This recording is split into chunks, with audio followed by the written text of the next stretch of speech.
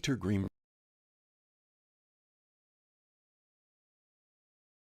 Greenberg's live global travel update is presented to you by Allianz Partners. Hi, everybody. Peter Greenberg here. Happy Wednesday, the 20th of July. If you're wondering what's behind me, that's the famous Space Shuttle, the Endeavour. And where am I? At the California Science Center here in Los Angeles, right near the Coliseum and Exposition Park. Lots of stories about that plane. Hard to believe that that aircraft last flew about 10 years ago. I'm feeling very old today, but what a cool place this is. They've got an IMAX theater with an amazing exhibition on the Cambodian kingdom as well. Happy to be here. Happy to be with you today. And of course, to answer all your questions. You know the drill, to send them to us. And lots of things to talk about in the news today. So let's start. You know, I wouldn't be surprising you if I told you that the summer of air travel was a hot mess, but I can now speak literally to that based on what happened earlier this week. One hot mess in the United Kingdom. Record heat wave. History-making temperatures. It got up to about 106 degrees in Wales, the hottest recorded temperature in the history of the country since they started keeping records. And in the rest of the United Kingdom, it got even crazier. Yesterday, at one point, it got up to 109 degrees. A day and a half ago, the craziest thing happened. It got so hot that the airport in Luton, that's about 35 miles outside of London, it's one of the secondary airports where you can fly on EasyJet and Ryanair, they had to shut it down. Why? Because the runway was starting to melt. Talk about a sticky situation. It's crazy. But forgetting the weather, the other problems are still existing. You may remember last week we talked about Heathrow putting a cap on the number of passengers that could fly out of the airport on any given day. That's at 100,000. It's normally 200,000. And they instituted that cap to extend through September 11th. Well, guess what they did this morning? They extended it now through mid-October because staff shortages on every single level, right? Whether it's passport and immigration, baggage, ground handling, counter, gate, security, not to mention the airlines themselves. So many planes that actually did depart were actually departing, this is sad, with no bags. Now, one plane last week departed with nothing but bags. That was Delta Airlines. They flew an A330 from London to Detroit. No passengers, but 1,000 bags crammed into the plane. Why did they fly it to Detroit? Those bags had nothing to do with Detroit. The reason was they couldn't get them sorted in London because they had nobody to do it. So they filled an empty plane with 1,000 bags, flew them to Detroit so they could sort the bags out and get them back to their owners. Now, here's the irony. A number of those bags were headed for, initially, London. Go figure. But that gives you an idea of what we're talking about. And it's going to get worse and worse and worse until we get to about the middle of September. We've been talking about that a lot. Now, we've got another thing talking about, and that is the J.D. Power survey is out. I found this somewhat a little bit laughable and predictable. And guess what? It's their annual survey of guest satisfaction at hotels. Want to guess? Not high. Not high with the service and not high with the rooms themselves. But this comes at a time when by the J.D. Power survey alone, average hotel rates, the average daily rate at hotels is nearly 35% higher than it was last year. So you're seeing hotels with lower occupancies, they've capped it because of staffing shortages, higher rates, and worse rooms and worse service.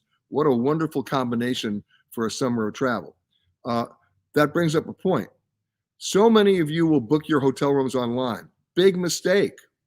It was a mistake before the pandemic because you're not able to ask the questions you need to ask, like, is your restaurant open? Do you have room service? How often does housekeeping come? Why are you still charging me $9 for a bottle of water? All those things that predated the pandemic that are even now more crucial in terms of determining your rate.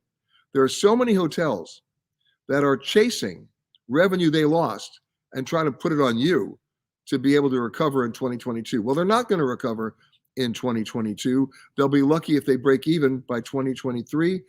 Look, we want everybody to make money, but they shouldn't penalize us for the sins of others.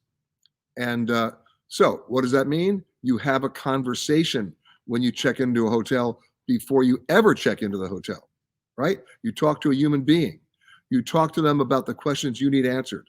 Can my kids stay free? Can they eat free? What about Wi-Fi? What about that $9 bottle of water? What about the draconian minibar? What about room service? What about the restaurant? And last but not least, What about that stupid resort fee you're going to try to sneak in?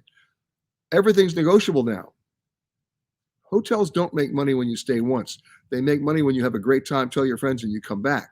Want to have a great time? Preload the questions. Don't wait till you're checking out and realize you just had sticker shock for stuff you didn't deserve not to get, if you get my drift. All right, that's the hotel story. Now, here's a crazier story.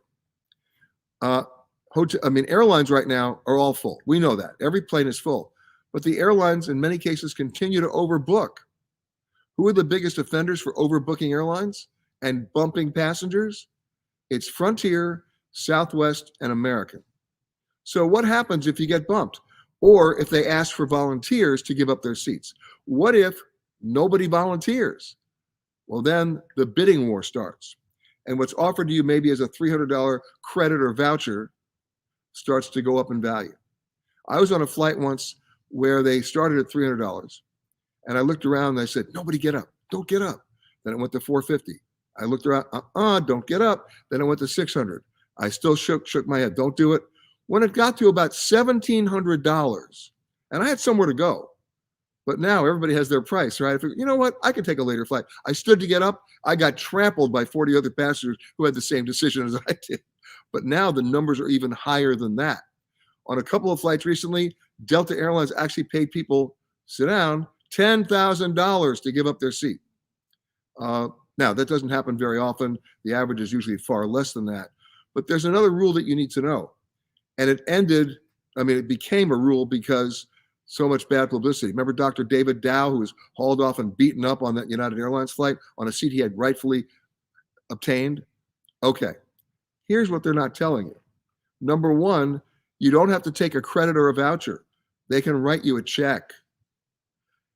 We went through this in the pandemic.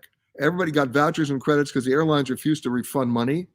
And what you were doing was giving them an interest-free loan for tickets you'll probably never use, since so many American travelers were using those flights to go to a family reunion or a wedding or a one-off business trip. They had no other use to go to Dubuque or Wyoming or even New York.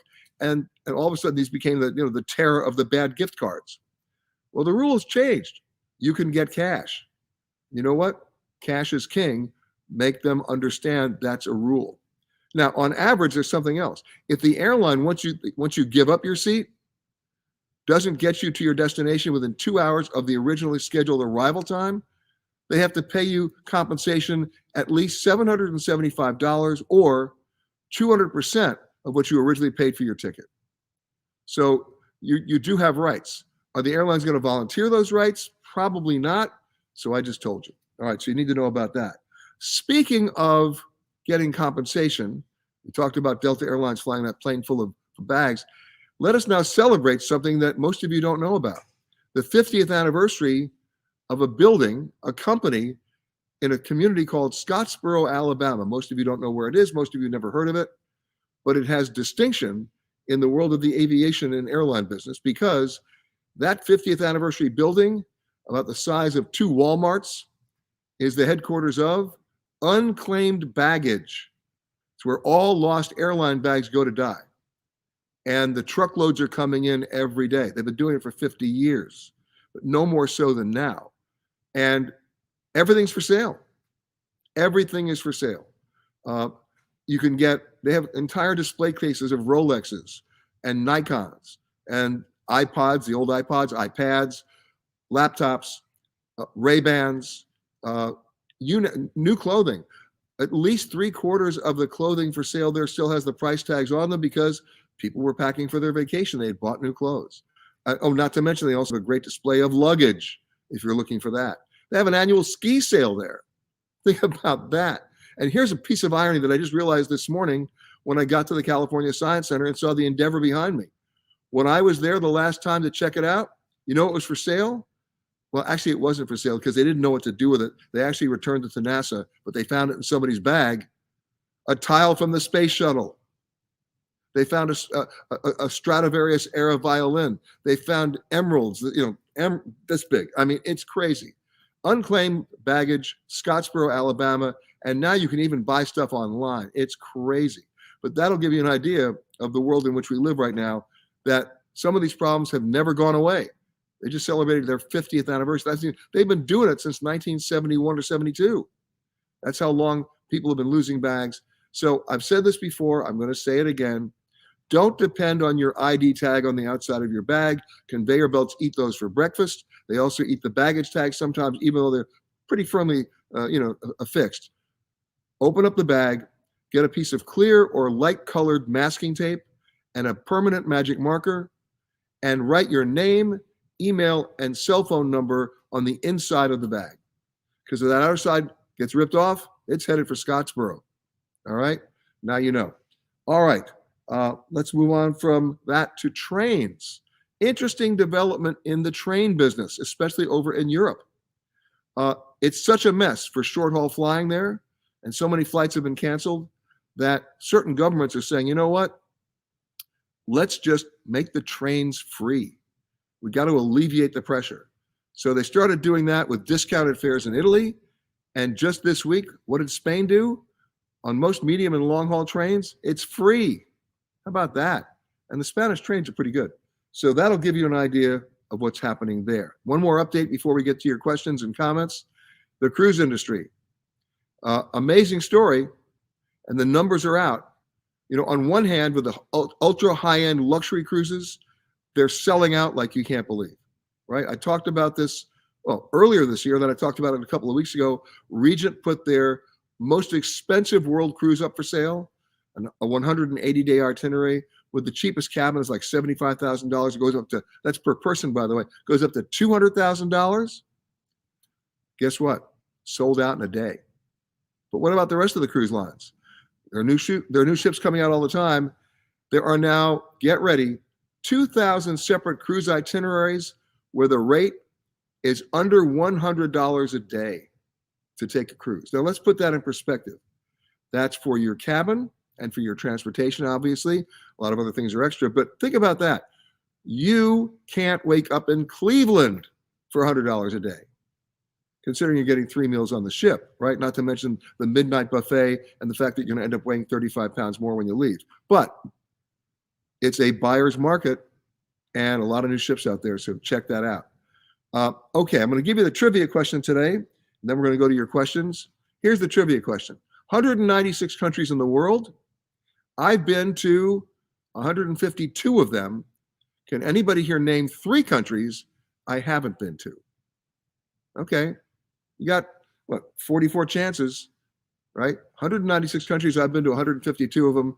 Can anybody name 3 I haven't been to? Let's see what happens. All right, let's go down the list here and say hi to everybody. Hold on. I'm going to scroll back up.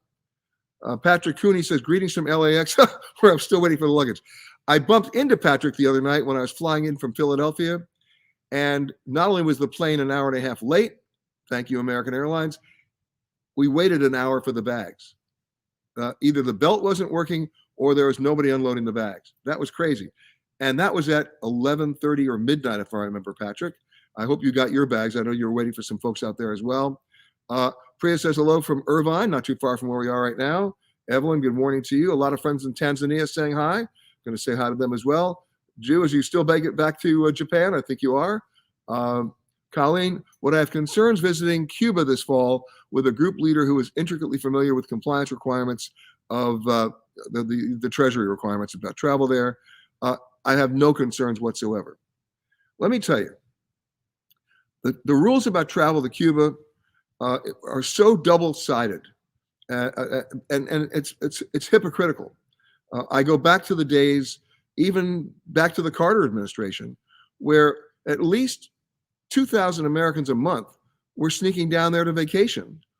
The U.S. government knew about it, sort of like the Claude Rains character in Casablanca, shocked to find out that gambling was going on in Rick's Casino and then collecting his winnings from the night before.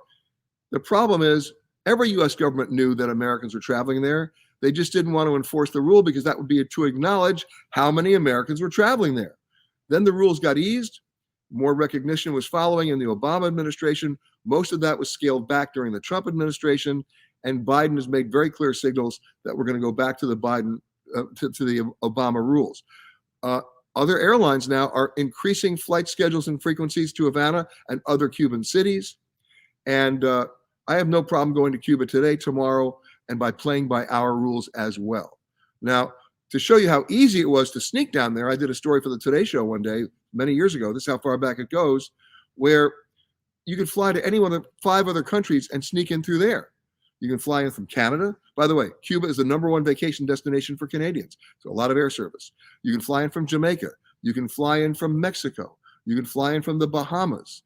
You could probably fly in from one other location I'm forgetting. But what I did was I flew into Nassau, overnighted that night, cleared Bahamian customs, of course, when I arrived. The next morning, I got on a Cubana flight, made a stop in Veradero Beach, and then I ended up in Havana. When you landed in Havana, nobody stamped your passport. When you left Havana, nobody stamped your passport. You came back in through Bahamian customs. They stamped your passport again. And then the next day, you flew home to the United States. You were always in the Bahamas. Everybody did that. It was the oldest trick in the book.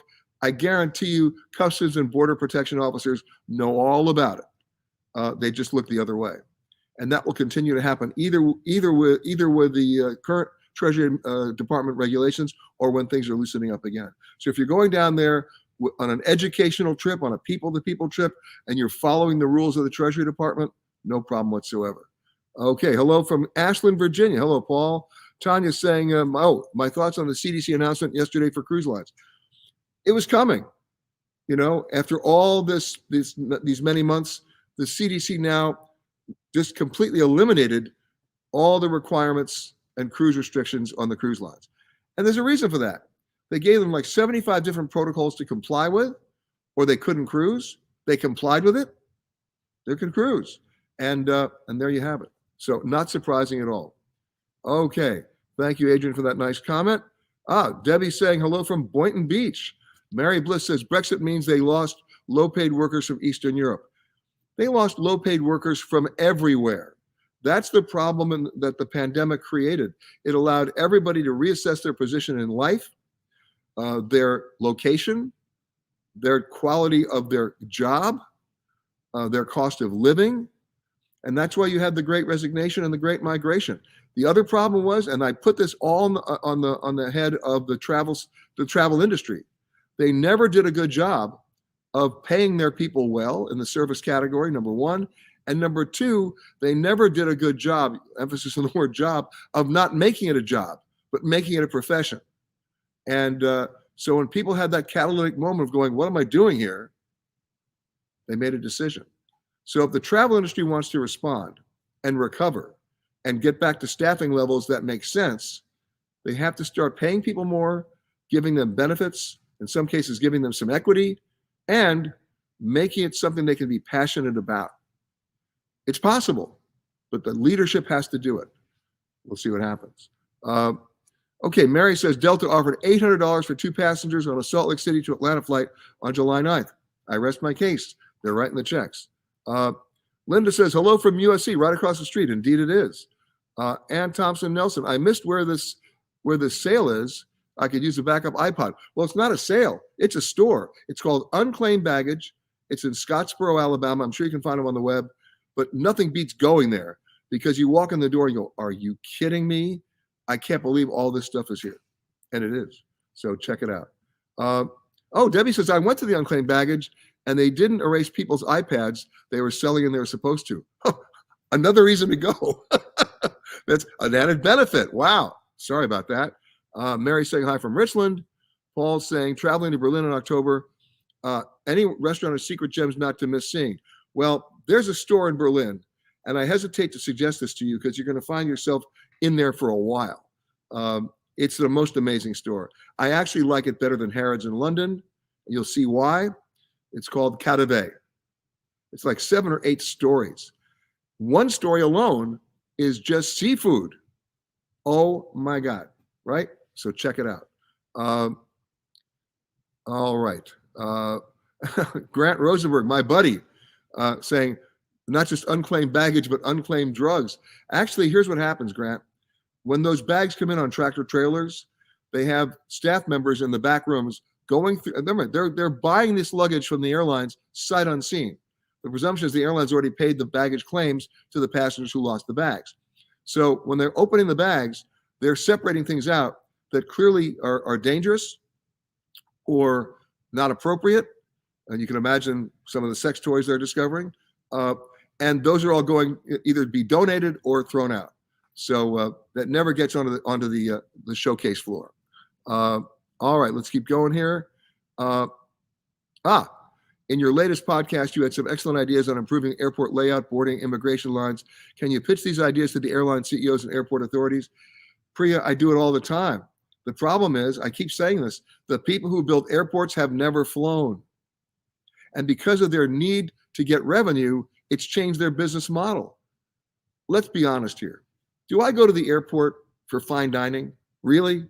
Do I go to the airport for entertainment? Do I go to the airport to have meetings? Do I go to the airport for retail shopping? No. I go to get through the airport, and so do you. But because of their need for revenue, the airports that were designed and redone, or the new airports that are being built, you got to go through the gauntlet of retail to get to your gate or duty free. They put in people movers the size of maybe 40 feet. Why? They don't want to piss off the concessionaires and have you glide by the store. They want you to stop at the store. It goes so much against what an airport should be, right? I've said it again. You know the rocking chairs at Charlotte? Some other airports have them. What message are they sending you? I mean, they look comfortable, and they are. I've sat in them, right? And it's a nice touch. Kind of makes you feel at home. That's the problem. The message they're sending you is, you're going to be here a while. Not what I came to the airport for, because I want to go through the airport. Okay.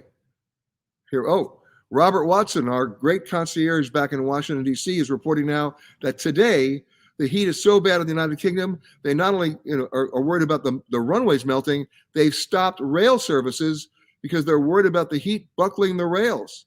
Yikes. Okay. Catherine says, good morning from San Diego. Have you ever been to olive oil tasting in Barcelona or north of Barcelona? And the answer is I have. In fact, we did a whole show on it in one of our travel detective segments a couple of years ago. It's fun. All right. I've got a hello from Valletta, Malta, from Harriet and Jim. If you get a chance, Harriet and Jim, go to St. John's Co-Cathedral. Take your time. If you take your time, you'll be there all day. But don't just look at the walls. By the way, every square inch of wall space is taken. Look down on the floor and see where all the Knights of Malta were not only buried, but you can tell that you can read their stories about all of their exalted exploits. So take a look at that. And then go in the corner and look at the Caravaggio painting. Great story about what he painted and why he painted it. He was being sought for murder. He wanted to hide out in Malta. So he went to the church and said, hey, if I paint you a picture, will you let me stay here? They said, sure. Take a look at that picture. You'll see death in that picture. And he painted the picture and he gave him the picture, and then he got arrested. the church kind of ripped him off. Okay, here we go. Hello from Pleasant Hill, California. Hello, Dorothy. Okay, people are guessing now. Let's see. Debbie says Malawi. Nope, been there. Camilla says, oh, hi from Tucson. Well, I've been there. Jeff is saying North Korea, Iraq, and Iran. Incorrect. Guess again. Grant's now saying greetings from Central Oregon. What a great location that is. Okay, our country still require at least 280 days on the COVID vax booster. No, it's not 280 days. It's 270 days, and many of them still are. Yes. Okay. Pronia is saying hi from Tanzania. Okay, here's a guess. North Korea, Mozambique, and Angola. Also incorrect. Jeff is now coming back with another one. North Korea. I've been to North Korea 3 times. North Korea, East Timor. Most people don't even know where that is. And Eritrea. Nope, been there. Okay, anybody else? All right, Melanie says, hi from Miami, planning a trip to Switzerland in May of 2023. If you had to choose between these 2 scenic train journeys, would you choose the Bernina Express or the combo boat train ride from Lucerne to Lugano? Boat train ride from Lucerne to Lugano. If I could figure out a way to live in Lucerne, I would, and get on those beautiful boats. They're the old, some of them are still the old coal-burning steamers. Unbelievable, unbelievable. Okay. Tim Kelly, is it worth chasing Delta elite status? Let me say this. The other day, a Delta executive was asked, Why is it that the number of miles needed to redeem a frequent flyer seat with Delta are in some cases 3 times more than any other airline? You know what the answer they got back? Because we can. So I'll put that in perspective in my answer to you. Okay. Okay. Colleen got close. She got 2 of them out. 2 of them. She said, "Have I been?" Oh wait, she didn't get 2 of them. She only got 1 of them. She said, North Korea, nope, been there. Libya, been there. And Kiribati. How many people know where Kiribati is? Difficult to get to. It's way out in the Pacific. It's the former Gilbert Islands. I have not been there. But I said, guess 3, but you got 1. Okay. Michelle says Philadelphia. Wrong. Okay, someone else is, they're all guessing North Korea. Papua New Guinea, nope, been there. You got 1. You got 1. I've not been to Chad. By the way, look at the map. How big is Chad? Unreal. I'm going to go. Okay, Mary says, I made medallion on Delta last year and got upgraded to first class on 3 flights Saturday. All right, took you a year. All right, let's go to the photo of the week before we run out of time. I love this photo. How cool is that? That's picture postcard time. That's Jeff Keith. He took this photo on one of many beautiful spots along the Icefields Parkway. Where is that? I know where that is. It's Banff National Park in the Canadian Rockies. How cool and beautiful is that? And by the way, Banff is great. So is Lake Louise. In the summertime, nothing beats it. Although one caution, the mosquitoes there are wide bodies. They have other mosquitoes with orange cones to guide them in. Just be aware of that. But so beautiful. So beautiful. So if you got thank you, Jeff, for that photo. Really great. If you have a photograph that you think qualifies as the photo of the week, you know what to do. Peter at petergreenberg.com. Send it in, and we'll be glad to post it right here. All right. Let's see if anybody got all 3 of the 44 I haven't been to. Bruce says North Korea, Miramar, and Miramar. You mean Myanmar and Saudi Arabia? No, I've been all 3. Let's see. Have I been to Palm Beach? That's just for you, Bruce.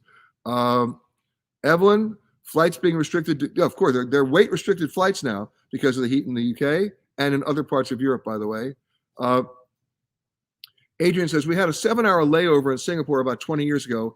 They had fine dining, a movie theater, a bowling alley, and tiny restaurant where you could sleep in between flights. That's fine. You got to do that because you didn't want to be there, right? I mean, a 7-hour layover is really, I don't think you make a reservation because you want a 7-hour layover. That's just the way the airlines are scheduled. Okay. Afghanistan. Somebody's guessing Afghanistan. That's 1. You got that one. I've not been there. Siberia is a guess. Wrong. Vanuatu. Wrong. Kiribati again. We talked about that. Afghanistan. Here's one. All the stands. Turkmenistan, Kyrgyzstan, and Yemen. You got 1. I have not been to Turkmenistan. Dorothy saying the South Pacific. No. Okay. Going down here. Oh, Tim's guessing Yap or Palau. 2 of my favorite places. For those people who don't know where that is, that's Micronesia. Beautiful islands out there. There's Yap, there's Truk, there's Palau, there's Kwajalein. There's so many. And most people don't remember because they're not that old these days. But Palau was the central headquarters of the Japanese fleet in World War II. And go snorkeling there and be ready to kind of hold your breath because you're going to look down on sunken destroyers. The water is that clear. Amazing. Absolutely amazing. All right. Clifford says, we just got back from Rwanda and a wonderful tour of the mountain gorillas.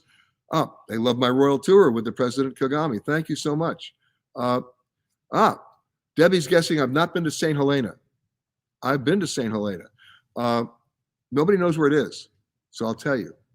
It's sort of 1,200 miles away from Angola and 1,200 miles away from South America. It's smack dab in the middle of the South Atlantic, in the middle of nowhere. It's a British overseas territory. Only about 4,000 people live there. 1 flight a week if you're lucky. But what distinguishes St. Helena, and don't get confused with Mount St. Helens, But what distinguishes St. Helena is that's where Napoleon was exiled. Now, many of you think, oh, he was exiled in Elba. Yeah, he was. But then he escaped, and he fought the British at the Battle of Waterloo, and he lost. And he's so pissed off the British, they said, we're going to send you to the one place you could never escape. And they sent him to St. Helena with his team. They gave him a ration of about 12 bottles of wine and champagne a day, and he never left. He was there from 1815 until he died there in 1821. And finally, many, many, many years later, they allowed his body to be exhumed and buried back in Paris. Somewhat controversial at the time. And last year was the 100th anniversary of his death in St. Helena. Okay, here we go. I'm looking here. Someone guessed to Sudan. Wrong. I've been to Khartoum a number of times. One crazy place. Someone guessed Gabon. You got one. Marshall Islands? No. Someone else guessed St. Helena? No. Howland Island? No, that's not a country. So I'm not going to consider that a guess. But I haven't been there. Okay. Bottom line, guys, is if you got more questions, I have some more to answer that you sent in. So let's go to those. Okay. I'm curious to hear if the reinstituted 20% UK bed tax, this is from Bonnie, is going to continue. Hotel prices in London are now quite brutal. You raise a very interesting point. Most people don't realize that a lot of state tourism operations, or in this case, the UK, are funded by either bed taxes or occupancy taxes. And of course, during the pandemic, there were no funds because nobody was there. Chances are they're coming back and they'll stay. Okay. Chelsea, why is Air France so bad with losing luggage? They have no monopoly on this. They don't have enough workers, right? Because remember, it's not just the baggage loaders, it's the people who control the gates. If the plane is late getting to the gate, they can't transfer the bags. If they can't load the bags in time, they can't transfer the bags. If they can't unload the bags in time, they can't transfer the bags. That's what's going on. Okay. My flight from Oslo to Paris was delayed 4 hours due to a plane mechanical issues. Any compensation due? You were flying Delta and Air France. Well, that's a tricky one. They didn't cancel the flight though, did it? Did they cancel the flight? If they cancel the flight, yes. If you were flying within Europe and the European Union, yes, you're entitled to compensation. We talked about that, I think, last week. The EC Rule 261. You get at least 600 euros, I believe, in addition for them getting you where you need to go, and if necessary, a hotel. The EC 261 is a whole lot better deal than we get here in America. Okay. I'm planning a trip to Tanzania, and I watch your royal tour. Can you tell me where to buy Tanzanite there? The stores are, you'll find many stores and jewelry stores in Dar es Salaam. You'll find them also in Stone Town, in Zanzibar. And if you go up to Arusha, you'll find them there. It's not difficult to find, but you want to go with somebody who knows what they're talking about. By the way, that would not be me when it comes to Tanzanite, to explain to you if you're really buying a quality gemstone. All right. But they're beautiful. All right. Here we go. Last question here. I had a first, says Betty. Flight canceled because too many flights in the area. Well, now you've hit on my biggest pet peeve. Think about this. Airlines publish schedules, right? It's not like, surprise, they publish schedules. What time the plane's supposed to leave, what time the plane's supposed to arrive. At departing airports, they know what time the planes are supposed to leave. At arriving airports, they know what time the plane's supposed to arrive.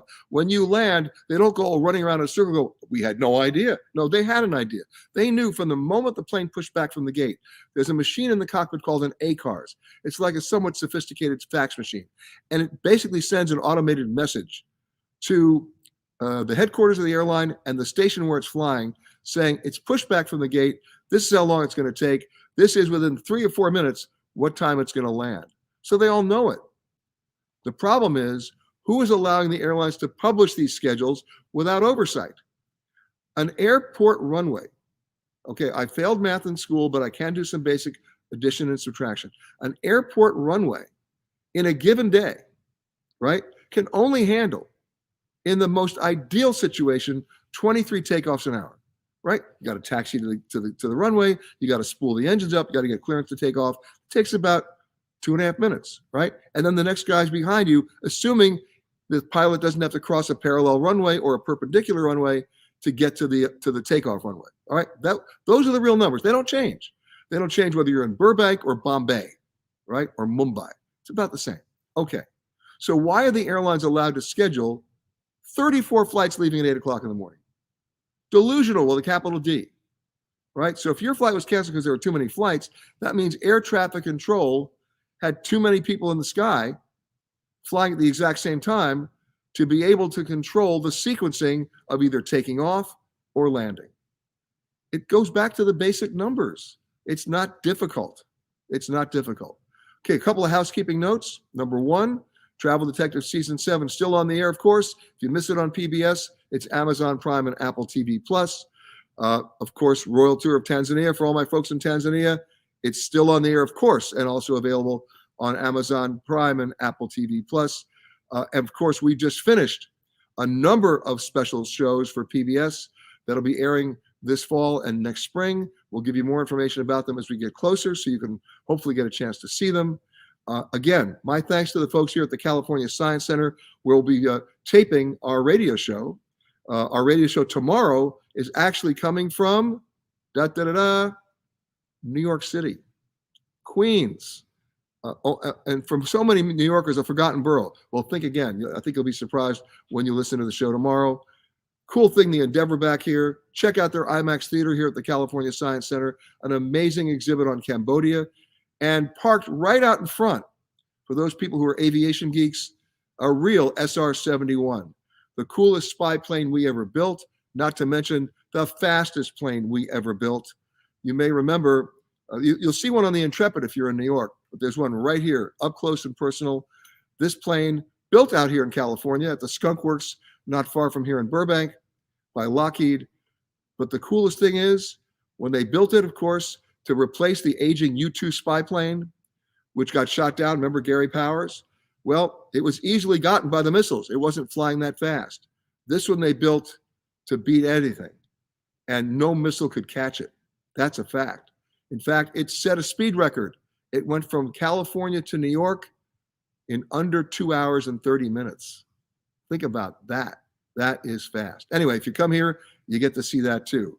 The fastest plane, at least subsonic, no, faster than the Concorde.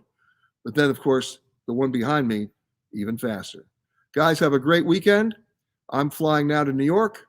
We'll see you on the air in a couple of days, or of course, hear you on the air in a couple of days. Have a great weekend. Be safe, and we'll talk to you next week.